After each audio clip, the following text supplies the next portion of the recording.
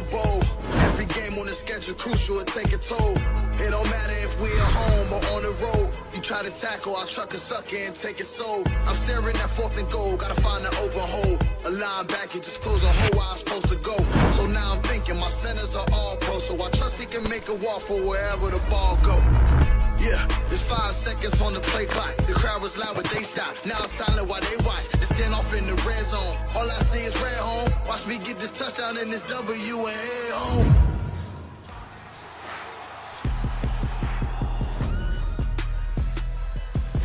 Welcome, ladies and gentlemen, to Game Day Live, the post-game show presented by Callahan Motor Company. The Dallas Cowboys come away with the victory, 23-16. This close to getting the score prediction dead on, 23-13, but it doesn't matter.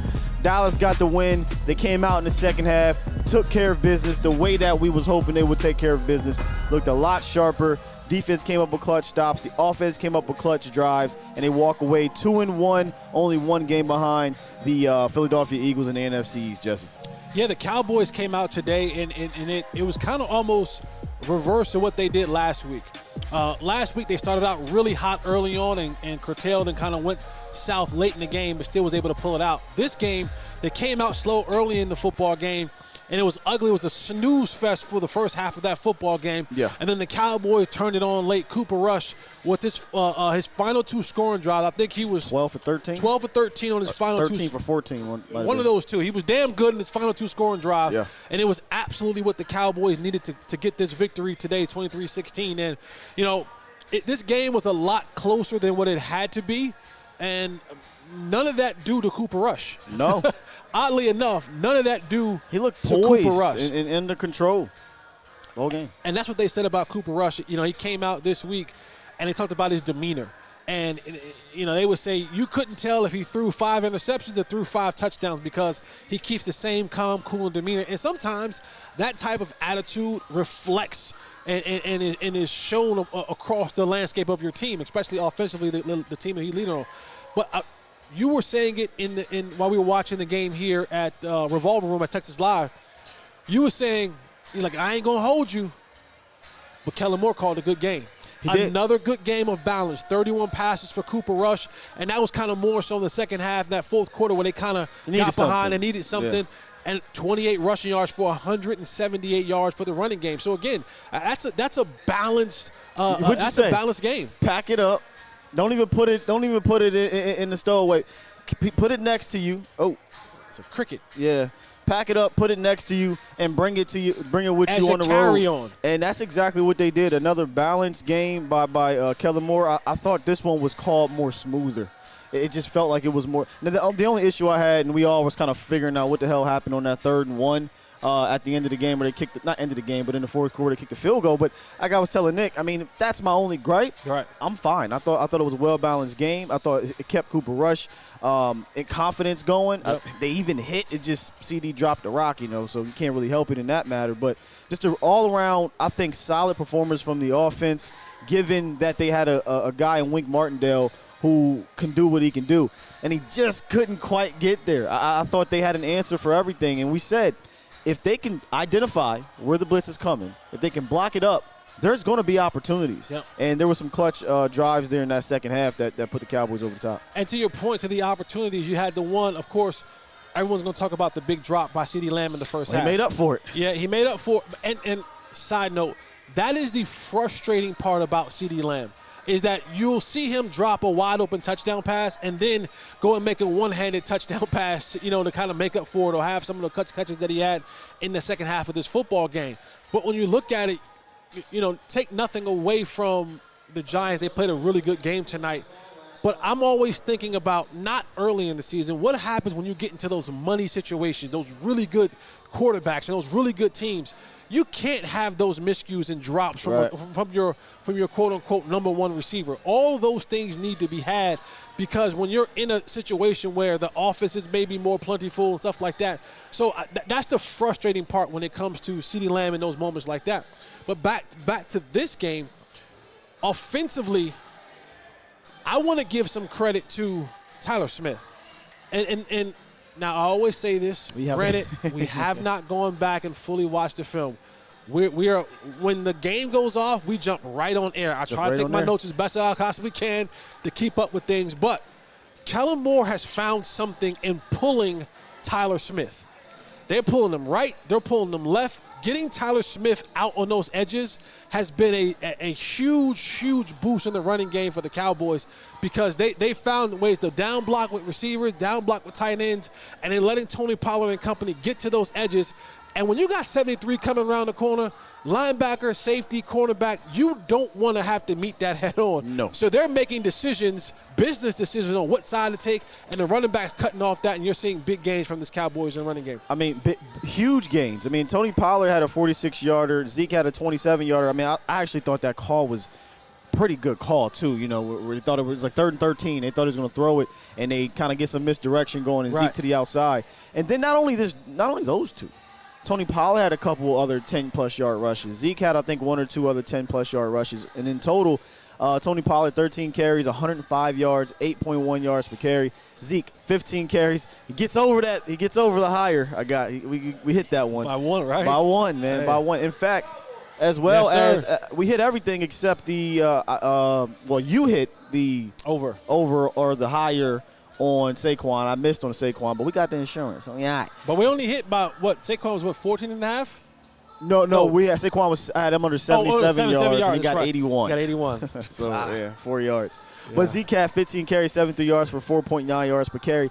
And I thought he was excellent at what he is now, and that's falling forward, being a bruiser, and keeping the chains moving when you need him to, and getting that clutch touchdown in the red zone where we were struggling. We weren't scoring in the red zone at that point in time, and Zeke went in and punched it in. So, you know, if you can put this type of performance out there from a running standpoint, and I'm not saying it's going to happen every week, but this balanced approach and this efficient running attack from both backs, not just one, I mean, you have the recipe to put together a good string here because we haven't even mentioned it.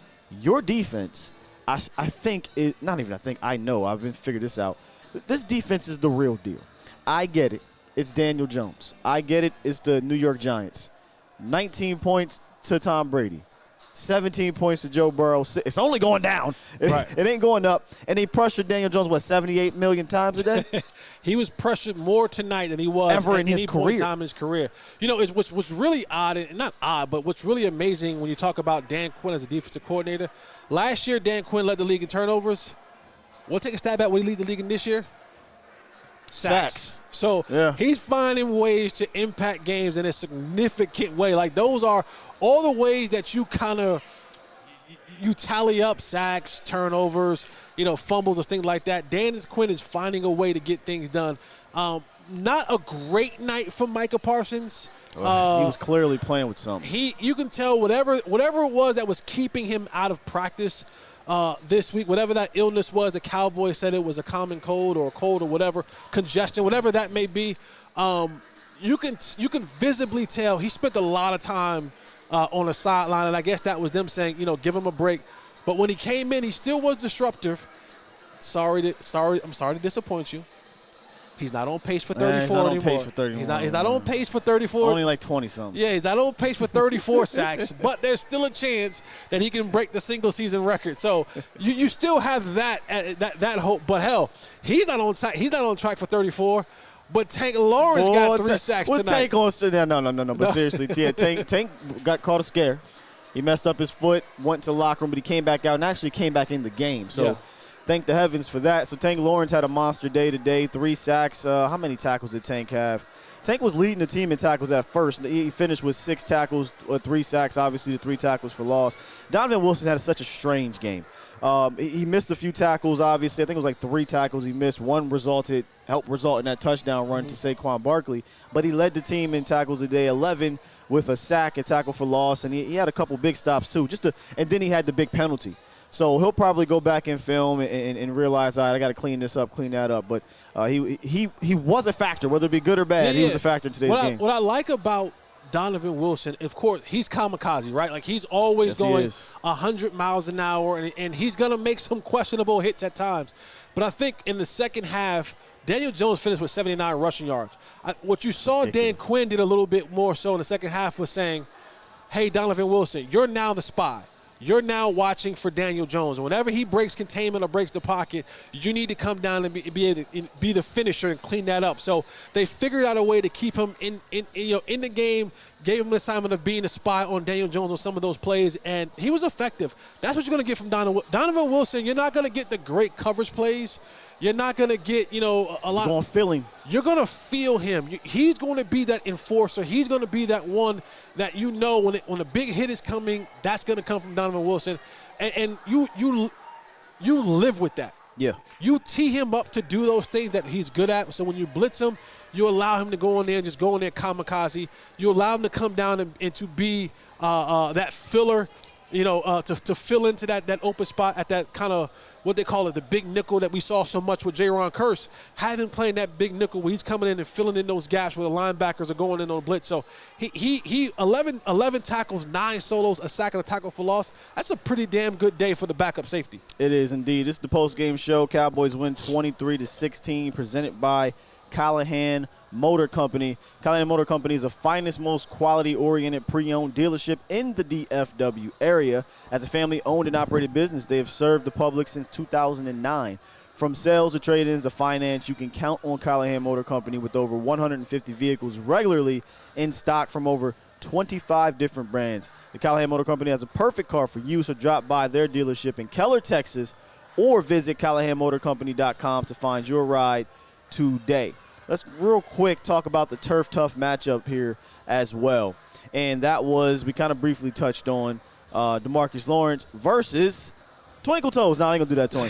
I ain't going to do that to him. But he had a rough game today, man. He had a rough game, and that's Evan Neal, the rookie right tackle. He had some plays where he stood up, but he had a lot of plays where Michael Parsons was getting at him. DeMarcus Lawrence was getting at him, but this was a clear victory to DeMarcus Lawrence with the 3 sacks. Right? No, absolutely. And this is, I think a lot of these guys, Tank, Barr, Fowler, who am I missing? Who's the other?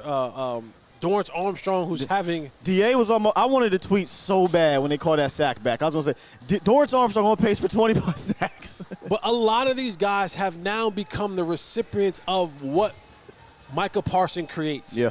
He creates so much attention and so much havoc, is that there is going to be a one-on-one battle to be won at some point in time in these games.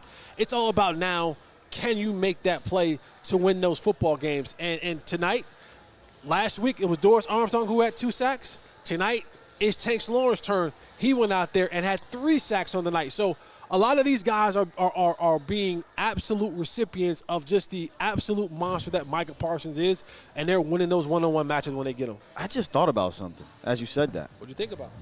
The Dallas Cowboys, 3 games in a row, I wonder how many times this happened, have had a defensive player record multiple sacks.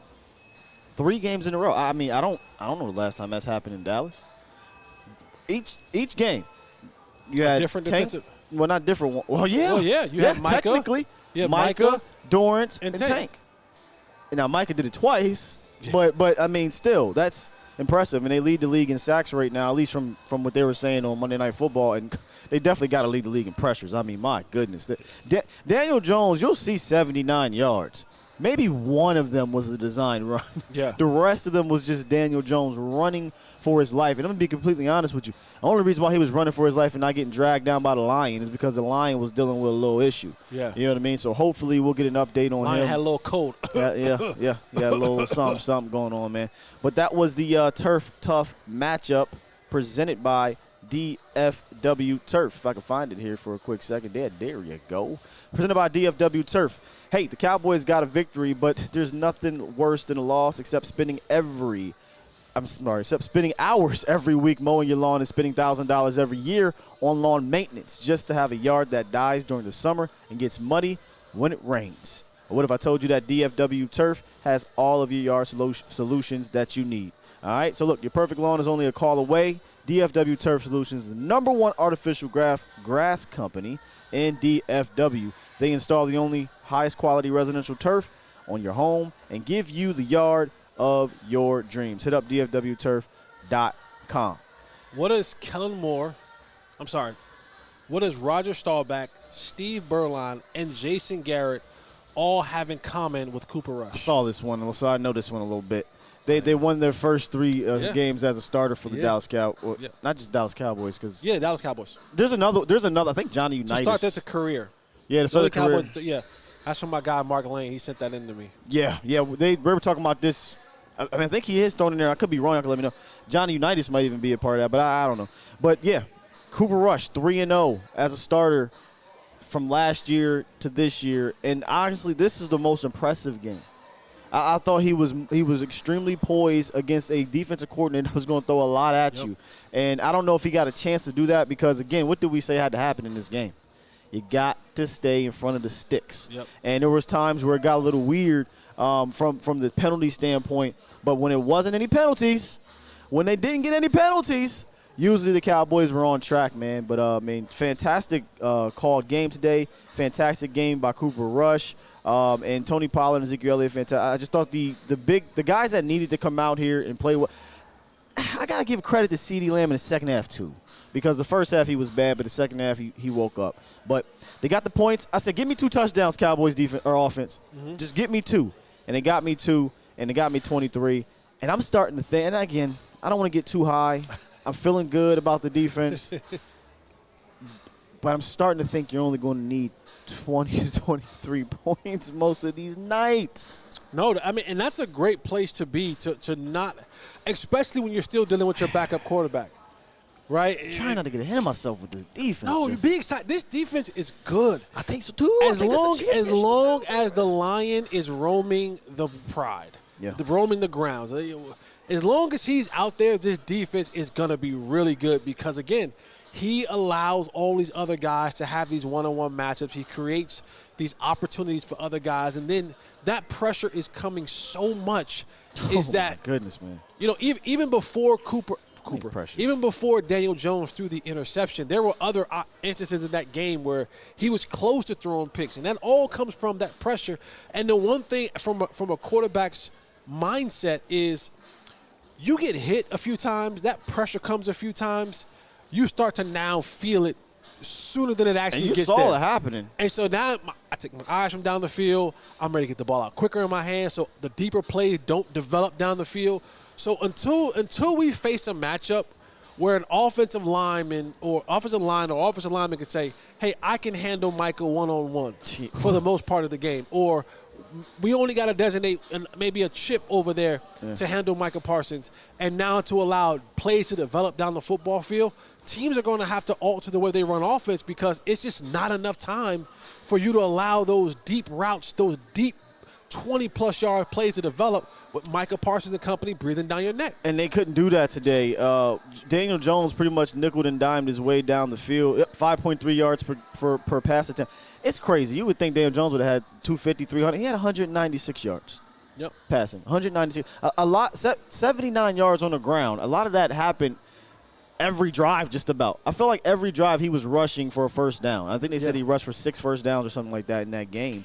But, I mean, listen, we can go look at the schedule if we want, but I just don't know too many teams that is going to slow down this Cowboys pass rush. Even if you do, the Giants tried to run. They didn't have terrible success. Now, Saquon Barkley, again, this is Saquon Barkley, though, so this isn't out of the ordinary. It'll say 5.8 yards because 40 yards of that came on one carry. So, again, I got to keep you honest. You got to be fair because last week we did the same thing with Tony Pollard, and we were like, well, we're going to count them yards into his – even though it was a pass, we're going to count them into the yards. Remember last week with Tony Pollard? Yeah. We counted that pass play they call a pass play. Sure. We were like, that's going to be a run play for us. So we're going to count that into his total yardage. What do you mean? So you got to be fair on both sides. We can't say that he only had one big play until we can't count those 5-point yards of carry. No. I'm not discounting it. Oh, okay. No. Right. What I'm getting at is this is Saquon Barkley. Oh, yeah. He's going to get 3, 4, and bust one. But you called it. That's what you said. Right. But this is the problem with trying this game plan out. Success, right? 5.8 yards is a success. 16 points. You have to be able to throw the ball in this league. You just have to be able to do it at some dang on point. Happened in week 1. Lenny had a $127. scored 19 points and scored 1 touchdown. Yep. That had nothing to do with Leonard Fournette. So even if teams have success running the ball on the Cowboys, it's not really resulting in these crazy offensive performances. So that makes me believe, and that's part of the arrogance that I'm getting at with this defense. I mean, if you can't throw, can you truly win? I mean, again, they're not gonna win every game, right? Right. You're gonna lose eventually. But can you truly beat this defense? I don't think a team has beaten this defense. Week 1, man, I don't consider them getting beat. I'm sorry, I don't. 19 points against the GOAT. Come on now. 4 field goals or whatever it was, 1 touchdown. I would take that all day and tomorrow. So what I'm saying is, if that's your game plan, and we're just going to run on the Cowboys, like I told you, I'll welcome it. I'll welcome it because if you can't pop one like Saquon did, you're going to fall into having to throw it eventually 37 times. Yeah, and that's the place where you get when you get into those games where here is the gift and the curse about running the football. When you run the football, you're going to eat up a lot of clock.